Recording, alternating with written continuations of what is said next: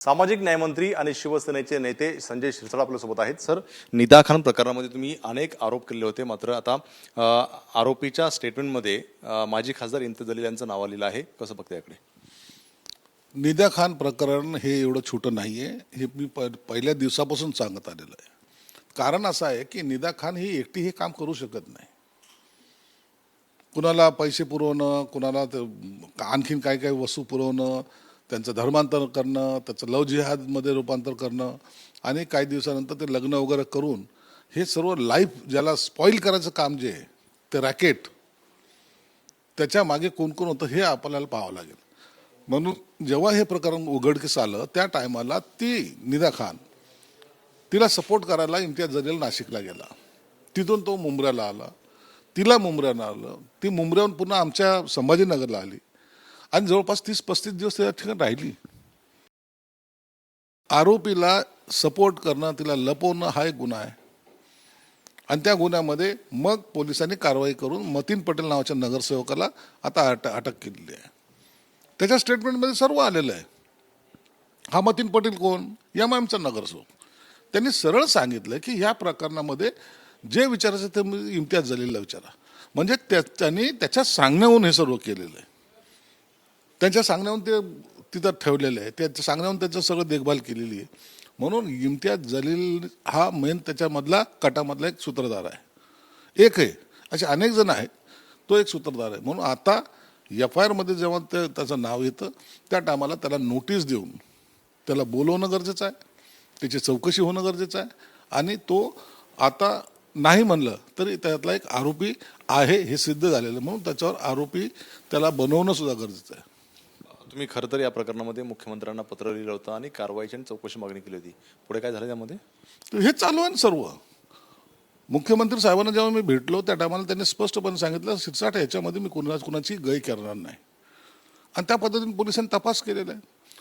नाशिकचे पोलीस असेल, संभाजीनगरचे पोलीस असेल, सर्व ह्या प्रकरणाच्या मागे आहेत आणि हा प्रकार फक्त नाशिकपुरता मर्यादित नाही, तर संपूर्ण महाराष्ट्रामध्ये जाळं कुठं कुठं आहे याची पाळमुळं उखडायचं काम हे नाशिक पोलीस यंत्रणा करते।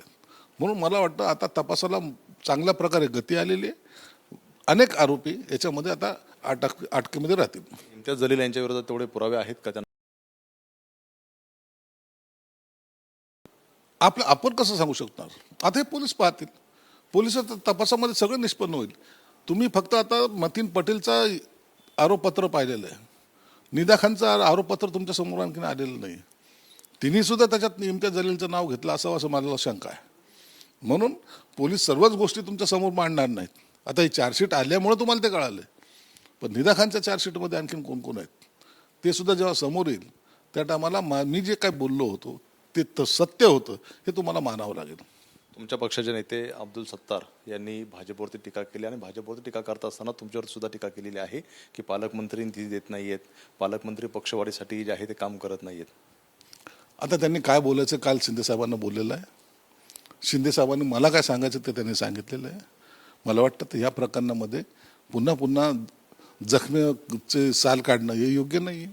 म्हणून आता याच्यावर भाष्य करणं सुद्धा उचित नाही।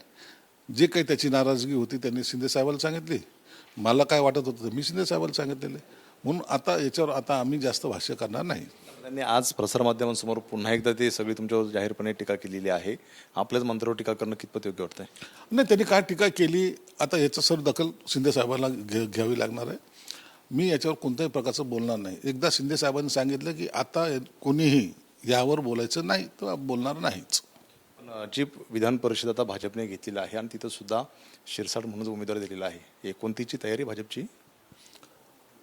प्रत्येक पक्ष आपल्या आपल्या पद्धतीने तयारी करतो, ते काय करतायत हा त्यांचा प्रश्न आहे, आम्ही काय केलं पाहिजे हा आमचा प्रश्न आहे। म्हणून आपण जोरदार तयारी प्रत्येक पक्ष करतो, त्यात काही गैर नाही आहे। म्हणून आम्ही त्यांच्याकडं शंकेच्या दृष्टीने पाहत नाहीत। तरी कमी पडले तुम्ही का तुमच्या बालेकिल्ला असलेली जागा भाजपला द्यावं लागली? नाही, आता ते राजकारणामध्ये एखादा निर्णय घ्यावा लागतो, तो शिंदे साहेबांनी घेतला आणि त्या निर्णयाला जो निर्णय घेतला तो आम्हाला मान्य आहे। पाहतो आपण जो निर्णय घेतलेला आहे तो शिंदे साहेबांनी घेतलेला आहे आणि तो निर्णय आम्हाला मान्य आहे आणि निदा खान प्रकरणामध्ये आता तपास योग्य रीतीने चाललेला आहे आणि इम्तियाज जलील यांच्या संदर्भामध्ये पोलीस पुरावे गोळा करतील असं संजय शिरसाट यांना पाहायला मिळत आहेत। कॅमेरामॅन अरविंद वर्गीसह एबीपी माझा, मुंबई।